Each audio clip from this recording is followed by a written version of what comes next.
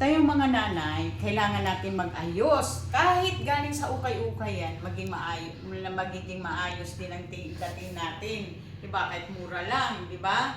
So, etong bag na, etong suot ko ito, galing sa ukay yan. Diba? Kaya mo naman, yung damit na to. Oh, mura lang yung bili ko. Pero itong bag na to, hindi ko pa nagagamit. Kaya sa distributor namin to kay Ma'am Katangay. Ayan. Thank you ma'am. Tapos, yan, ganyan lang, simpleng suot lang, ganyan. Minsan naman tayo magsuot na parang pang matanda.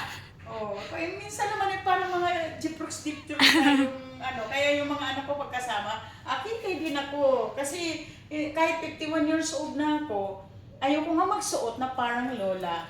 Di ba? Kaya, kasi kaganin ka, di ba? So maglalakad na ganyan, naka-rubber shoes pa ako. Di ba? Kasi hindi ako mahulig ng takong. Kaya ganyan yung suot ko, di ba? Ganito yung nilagyan ko siya ng kasi maiksi sa akin. Pero pwede naman yung nilagyan nakaganon. Kaso lang ayaw ng asawa ko ng maiksi nakaganyan. Kaya, di ba?